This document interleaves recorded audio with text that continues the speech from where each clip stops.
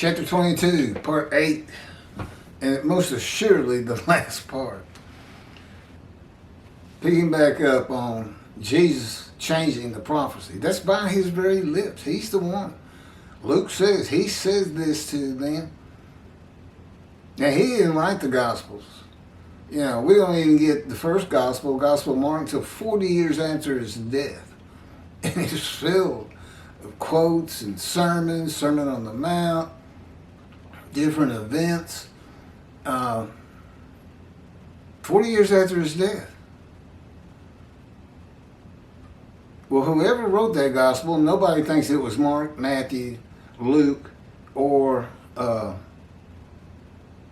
that's the Apocrypha and Pseudepigrapha, books attributed to other people or hidden books.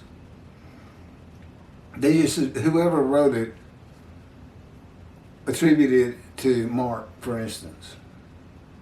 This is where I left off.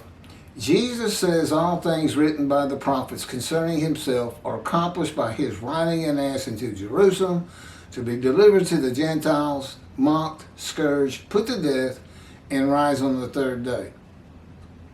No prophet of the Hebrew Bible wrote this. None. Or any other holy scriptures that didn't get canonized, if there is such a thing. This is not what Zechariah chapter 9 verse 10 says. It is not written by the prophets in any book of the Holy Scriptures. It cannot have anything to do with Isaiah 53 and the covenant with God to receive long life and make the many righteous by his knowledge. Okay, the Hebrew Bible, Christian Old Testament, it's like I'm doing the last two paragraphs. Great Scroll of Isaiah, Apocrypha, and the Pseudepigrapha are all the possible scripture that Jesus could be referencing, and not one book mentions a son of man, God's righteous servant of Isaiah 53, son of God, a man who is God, or any man to be delivered to the Gentiles, mocked, scourged, and put to death, a man who dies for the sins of other men, any man who is to rise from the dead on the third day, or a man who is sacrificed or made to sacrifice himself by God. Another example is Jesus' use of the prophecy of Malachi chapter 3 verse 1. This is where God says, I'm sending my messenger before me to clear the way, and I shall return to my temple suddenly. And the angel of the covenant that you desire is already on the way, which we covered in, I think, 53:10. And let me just read it.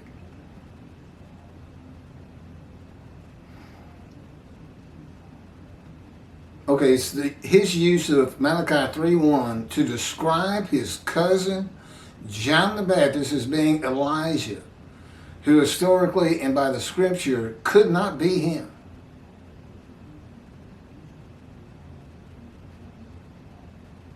The messenger is Elijah. He's the only man mentioned in chapter 3 of Malachi. He's the messenger. God had his prophet Jeremiah write the new covenant with sin forgiveness for a time to come in Jeremiah 31.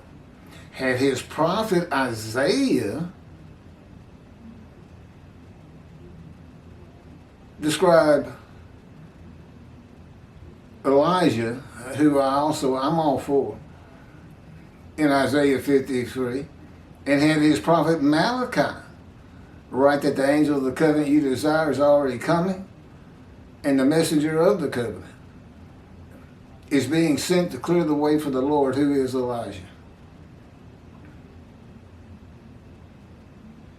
Jesus uses Malachi chapter 3 verse 1 to describe his cousin John the Baptist to be Elijah, but leaves out the angel of the covenant. He didn't mention it.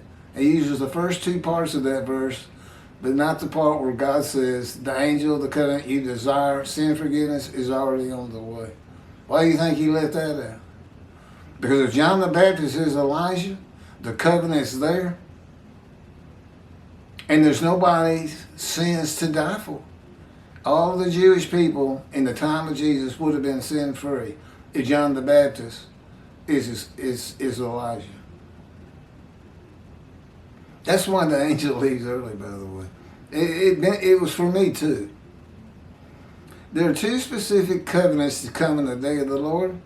The new covenant with sin forgiveness must come with the angel of the covenant that you desire. For the reason the covenant of friendship comes with God's servant David. Moshiach, never be me. Jesus said, this is he, talking of John the Baptist, of whom it is written. No, it's not. Behold, of whom it is written, behold, I send my messenger before thy face, which shall prepare the way before thee. By thee, I assume he means himself. Christianity thinks he is God. Jesus is saying that John was clearing the way for Jesus as the Lord, as the Son of God, or God incarnate, and a renowned teacher of the scripture at synagogues as a young boy. Jesus knew that the Jewish people were without sin if John was Elijah. And in the book of Hebrews, he confirms that what he says is, and it's false, he says in the book written of me, and there's no such book, that God prepared his body for human sacrifice, no longer wanting animals for sin. So, he said it.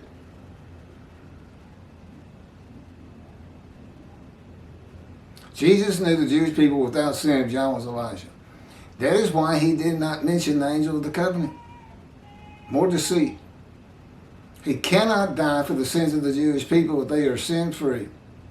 God forgives by his written word. He did it for the exiles, 13 tribes. And now he's doing it for the Roman dispersal, the diaspora.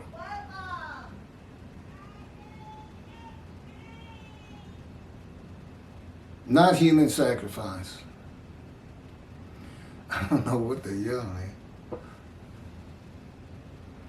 The time to come of the new covenant is when the land blooms again and when the city, Jerusalem, shall be rebuilt as it is today for the Lord's return. A time to come when the Jewish people are never uprooted and overthrown again. There's a caveat to that. So long as the third temple's built on Mount Zion, not the Temple Mount. He doesn't want anything to do with it.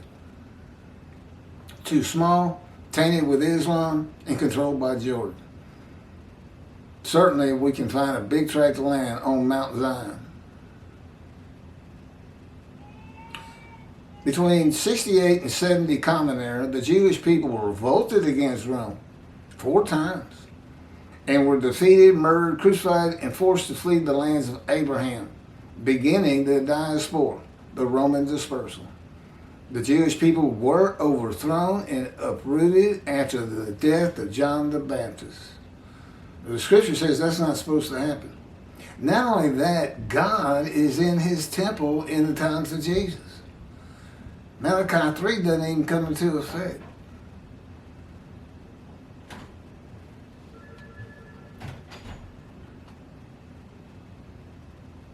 C, last paragraph.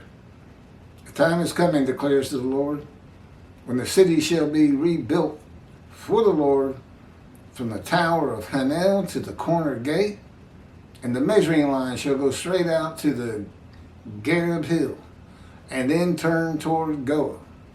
And the entire valley of the corpses and ashes, and all the fields as far as the Wadi Kidron, and the corner of the horse gate on the east shall be holy to the Lord. They shall never again be uprooted or overthrown. Jeremiah 31, verses 38 through 40. I was the title lawyer. This is the kind of description. You just do this. Oh, no. You can actually find most of these places, but the fact is, Jerusalem is so much larger today than it was in antiquity, according to God himself. And if it had to be rebuilt, that must be true. That it encompasses all these landmarkers. Okay, then comes chapter 23, which I've already done. They're very good. This is on Tovia Singer and Outreach Judaism. 24 is on Jews for Judaism, and their commentary that Isaiah 53 is Israel. All the people of Israel gathered as one name. And Tovia does the same thing, but they have different commentary to support that. And the support is so weak. It's borderline an absurdity. I really question if they believe it and why they did it. Maybe as anti-missionaries, they thought it's a better way to fight the Christians, saying it was Jesus. I think I've covered it a lot better than anybody. Well, God has.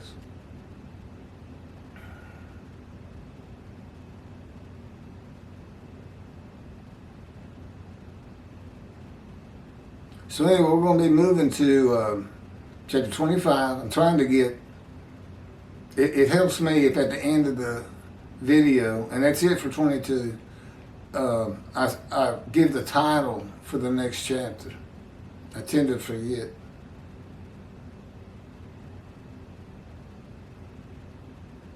You want me to go ahead and shut it off? I can find this.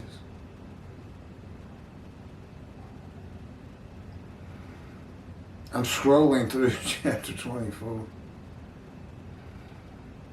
But that's basically it. If you're not interested in the name of chapter 25 chapter 25, then go ahead and turn the video on. If you're still here,